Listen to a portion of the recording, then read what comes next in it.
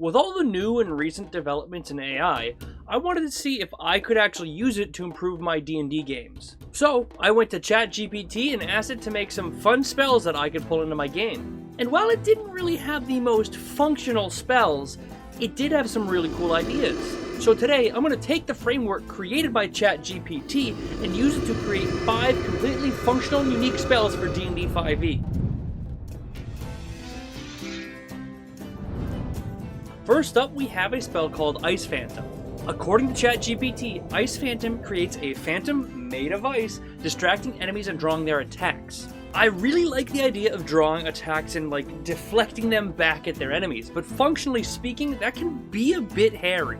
We can play off the whole reflective surface or mirror-like finish of ice and have it create some sort of reflected duplicate of your target. Only this reflected duplicate looks disturbing in some way that lasts a minute or until it's destroyed. The target you cast this on needs to make a wisdom saving throw or become so disgusted by what they see, they feel compelled to destroy it. Okay, that's a pretty good base, but how do we make that function? Well, a creature that fails a saving throw can either choose to attack the Phantom or choose not to. If they choose to attack the Phantom, as soon as it takes any damage, it shatters, dealing 2d6 cold damage to that target. But if they choose to ignore it, then they have disadvantage on any attack that's not against the Phantom. That sounds pretty cool. It's effectively a variation of the Sanctuary spell that can deal a little bit of damage.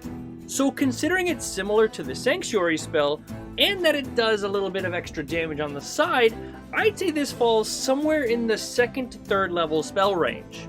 Also, I forgot to mention, if you have any suggestions that I failed to mention, be sure to leave a comment below and let me know. Anyways, moving on, we have our second spell called Curse of Death. Very edgy and very unique naming, but either way, ChatGPT described it as a spell that curses a target, causing them to become more vulnerable to death and making them easier to kill. As simplistic as that sounds, I instantly knew where I wanted to take this spell, and that would be vulnerability. Now, vulnerability is a tricky thing in 5th edition because it kind of throws the entire balance of the game out of whack. Off the top of my head, the only way I can actually remember how to give a creature vulnerability is the Cleric of the Grave feature, which is kind of what I wanted to do with this spell. You curse a creature to become beset with death. On a failed charisma saving throw, shadows reach out and restrain the target creature, giving that creature vulnerability to any source of damage dealt by the first attack to hit the creature while restrained in this way.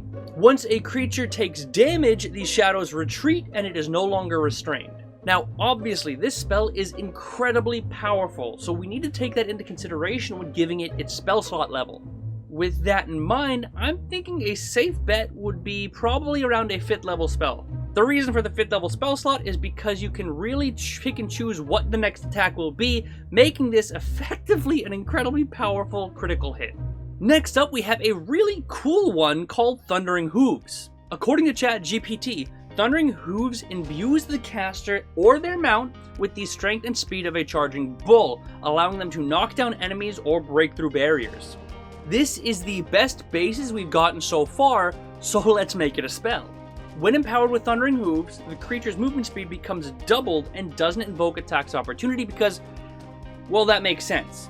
A creature can use their action to charge. A charging creature can move up to its movement speed and is allowed a single attack against any creature that it comes within 5 feet of during the charge. If the attack hits, it deals 1d6 plus their spellcasting ability modifier worth of damage, and it knocks their enemies prone. If the attack misses, then there's no effect. So this spell is already looking pretty cool, but to be honest, it's not a spell for a squishy wizard. So we need to remove the restriction of caster or mount, and allow it to be cast on an ally. The spell itself isn't super powerful, but it does have the potential to deal a decent chunk of damage. It's effectively a dash action, but honestly, it's pretty similar to a Chardalon Stride with added utility. Considering a Chardalon Stride is a 3rd level bonus action spell, and Thundering Hooves is an action to cast and then to utilize the charge effect, I think it's fair to label this as a 2nd level spell. Obviously, we can change that however we see fit, but I think that's a good placement for it. Moving on to number 4, we jump into the realm of fire with Flame Whip. Honestly, I'm kind of impressed that there isn't already a spell called Flame Whip, but anyways. According to ChatGPT, this spell summons a fiery whip that the caster can use to attack enemies from a distance. The whip deals fire damage and can be used to ignite flammable objects. Incredibly simple and pretty much exactly what you expect from a spell called Flame Whip, and considering we already have Thorn Whip, makes sense. But I do have an idea to make it unique. You create a whip made of flame which can be used to attack one enemy within 20 feet of you. If the attack hits, it deals 2d6 fire damage and restricts the enemy movement. The caster can maintain concentration on the whip, and each round the creature is restrained by the whip, they take an additional d6 fire damage automatically. I shouldn't actually use the word restrained, it should be restricted, because while restricted from the whip, a creature can only move within the 20-foot radius from the origin of the whip. At the end of each of the creature's turns, they can attempt to break out of the whip for free with a contested athletics check against the caster of the whip. Now that sounds like a pretty cool and unique spell. Considering this deals more damage than Thorn Whip, and that it has more utility, it needs to be a leveled spell. I would say make the spell last about a minute, and maybe place it at a second level spell slot, since its concentration can be used multiple turns in a row with a single slot. For a basic whip spell, I think it's a really cool way to make it unique and fun. Hopefully you agree. If you don't, let me know in the comments below how you'd make it better. But now we move on to the final spell for the day, which ChatGPT aptly named Shadow Step. Clearly the most edgy option on the list, Shadow Step allows the caster to step into the Shadow Realm, making them briefly immune to physical damage and allowing them to reappear elsewhere. My gut reaction for this is to make a reaction spell where you avoid an attack and reappear behind an enemy. You know, like the classic, nothing personnel kid. While a bit cliche, what is D&D but a bunch of friends memeing together? When you cast Shadow Step, you can teleport anywhere that is lightly obscured within 60 feet of your current position.